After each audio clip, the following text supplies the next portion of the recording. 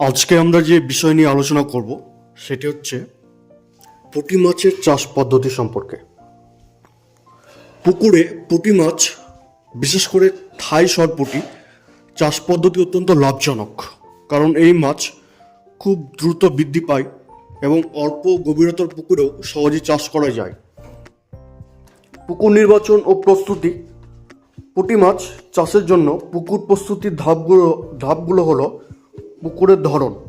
দোআঁশ মাটির পুকুর হলে ভালো। পুকুরটি খোলামেলা স্থানে হওয়া উচিত, যাতে পর্যাপ্ত সূর্যের আলো পড়ে। গভীরতা 1.5 থেকে 2 মিটার, অর্থাৎ তার 4 থেকে 6 ফুট গভীরতা আদর্শ। পুকুর শুকানো। পুকুর শুকিয়ে রাক্ষসে মাছ এবং অপ্রয়োজনীয় জলজ আগাছা পরিষ্কার করতে হবে। চুন প্রয়োগ। মাটি পরীক্ষার পর প্রতি শতকে 1 কেজি চুন ছিটিয়ে দিতে হবে। এতে মাটির অম্লতা বা অ্যাসিডিটি দূর হয় এবং রোগ জীবাণু ধ্বংস হয়। সার প্রয়োগ।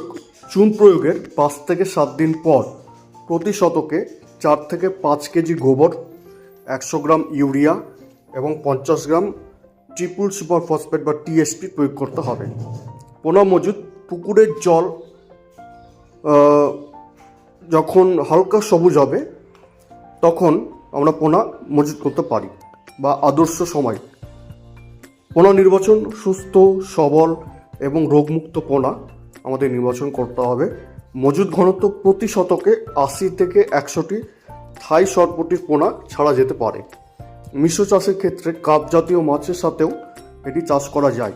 পোনা শোধন ছাড়ার আগে 2% পটাশিয়াম পারম্যাঙ্গানেট বা KMNO4 দ্রবণে 1 মিনিট ডুবিয়ে পোনা শোধন করে নিতে হবে।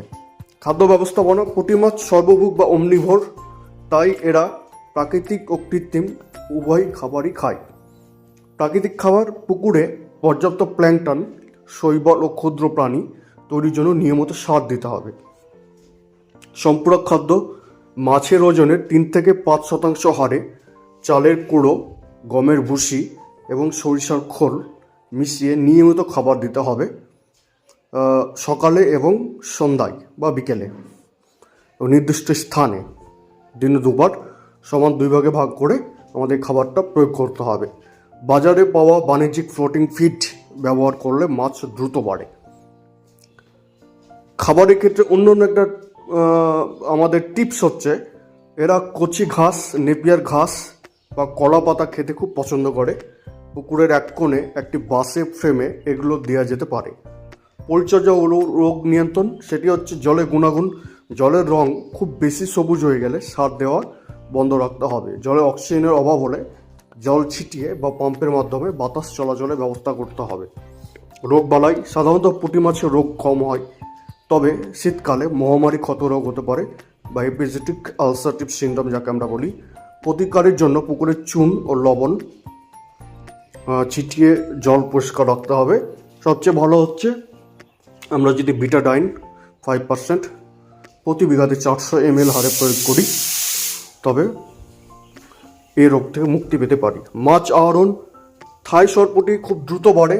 পোনা ছাড়ার 5 থেকে 6 মাস পর প্রতিটি মাছের ওজন 200 থেকে 300 গ্রাম হয়ে থাকে। এ সময় মাছ বাজারে বিক্রির উপযোগী হয়। থাই সরপুঁটির সাথে কাপ জাতীয় মাছের মিশ্র চাষ অত্যন্ত লাভজনক। পুঁটি মাছ সাধারণত পুকুরের উপরের ও মধ্যস্তরে খাবার খায়, তাই রুই, কাতলা ও মৃগেলের সাথে এর সমন্বয় খুব ভালো হয়।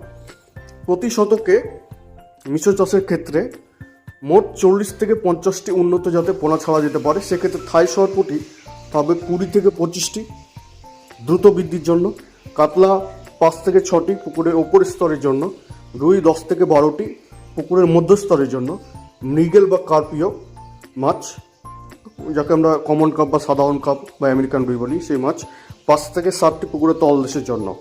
বিশেষ সুবিধা কি? খাবারের সাশ্রয়। সরপুঁটি পুকুরে নরম ঘাস বা শ্যাওলা খায়, যা অন্য মাছ সাধারণত খায় না, ফলে পুকুর পরিষ্কার থাকে। দ্রুত মুনাফা। কাপ জাতীয় মাছ বড় হতে 1 বছর সময় নিলেও সরপুঁটি 5 থেকে 6 মাসে বিক্রির উপযুক্ত হয়ে যায়। এতে আপনার হাতে দ্রুত নগদ টাকা আসবে।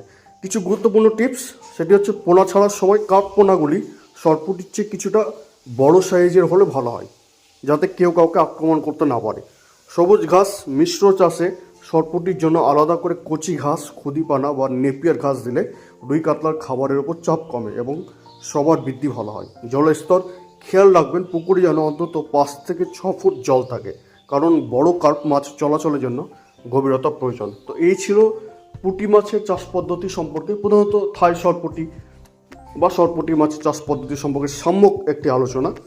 আপনারা নিঃসন্দেহে লাভবান হওয়ার উদ্দেশ্যে, চাষের উদ্দেশ্যে চাষযোগ্য প্রজাতি হিসাবে থাই সরপুটি বা সরপুটিকে বেছে নিতে পারেন। পরবর্তীকালে আমরা অন্য কোনো চাষ পদ্ধতি সম্পর্কে আলোচনা করব। ততক্ষণ ধন্যবাদ।